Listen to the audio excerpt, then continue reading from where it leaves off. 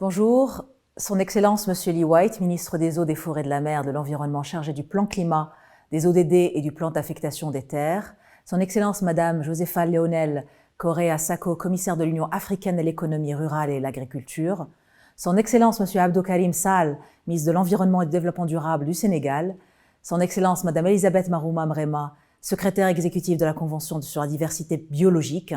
et Son Excellence Monsieur Rong Qiu, ministre de l'écologie et de l'environnement de la République populaire de Chine, Excellences, Mesdames et Messieurs, bonjour. Permettez-moi tout d'abord d'exprimer, au nom du Royaume du Maroc, mes remerciements et félicitations au gouvernement gabonais pour l'organisation de cette réunion du groupe des négociateurs africains en préparation à la 15e conférence des parties à la Convention cadre des Nations Unies sur la diversité biologique. Je vous rejoins aujourd'hui en ma qualité de présidente de la 6e session de l'Assemblée des Nations Unies pour l'environnement et me réjouis de l'occasion qui m'est donnée pour vous rappeler le rôle fort, important que joue cette Assemblée pour contribuer aux efforts globaux de lutte contre la triple crise environnementale que nous affrontons tous, le changement climatique, la perte de la biodiversité et la pollution. Mesdames et messieurs, l'Afrique est un des continents les plus riches en biodiversité. Comme vous le savez, il contient près d'un quart de la biodiversité mondiale et possède un grand potentiel de restauration des paysages forestiers.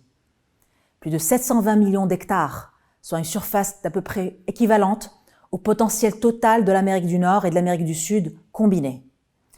La biodiversité est un enjeu vital pour l'humanité, en vertu notamment de tous les services qu'elle fournit liés à la vie, liés à la santé et à la sécurité alimentaire. La Covid-19 a confirmé une fois de plus la nécessité du maintien des équilibres des écosystèmes naturels pour la survie humaine. Cependant, l'évaluation de la plateforme intergouvernementale scientifique et politique sur la biodiversité et les systèmes écosystémiques, le IPBES, a révélé que la dégradation des écosystèmes et la perte de la biodiversité se produisent à un rythme alarmant, partout en Afrique et n'épargnent aucun autre continent. Il est donc urgent, mesdames et messieurs, de mettre un terme au déclin mondial de la biodiversité et à la fragmentation des habitats, dont les principaux facteurs sont les changements intervenus dans l'utilisation des terres, dans l'utilisation des mers, les modes de consommation et de production non durables, les changements climatiques, les espèces exotiques envahissantes et les différents types de pollution. Mesdames et messieurs, consciente de cet enjeu, la communauté mondiale a tenu la 5e session de l'ANUE, sous le thème « Renforcer les mesures en faveur de la nature pour réaliser les objectifs de développement durable », mettant ainsi la préservation de la biodiversité et la restauration des écosystèmes au cœur de l'action environnementale mondiale. Nous avons ainsi adopté des résolutions donnant la priorité aux politiques en faveur de la nature ayant des effets multiplicateurs des ODD. Je cite notamment la promotion des politiques transformatrices qui s'attaquent simultanément à plusieurs défis environnementaux, économiques et sociaux par des approches innovantes et holistiques, valorisant véritablement la nature. Le renforcement des approches écosystémiques et des solutions fondées sur la nature, ainsi que l'intégration de la conservation, la restauration et l'utilisation durable de la biodiversité dans les politiques et programmes sectoriels, en vue de prévenir les risques sanitaires actuels et bien évidemment futurs.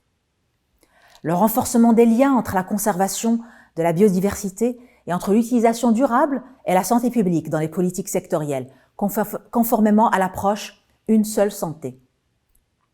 Mesdames et messieurs, l'ampleur de la perte de la biodiversité et la dégradation des sols et des écosystèmes nous imposent des réponses urgentes et ambitieuses. Pour cela, nous sommes appelés tous à finaliser le cadre mondial de la biodiversité pour l'après-2020, qui viendra, bien entendu, renforcer l'action pour atteindre les ODD à l'horizon 2030 et réaliser la vision de la Convention sur la diversité biologique à l'horizon 2050. Nous devons également mettre les moyens nécessaires, financiers, technologiques, de savoir, de capacitation, notamment pour les plus vulnérables, afin de pouvoir relever tous ces défis. Mesdames et messieurs, avant de terminer, je voudrais féliciter le groupe des négociateurs africains pour tout le travail accompli et l'inviter à continuer à réfléchir et à travailler avec la même persévérance sous la présidence actuelle du Sénégal et porter une voix unifiée de l'Afrique sur une question de survie pour notre continent.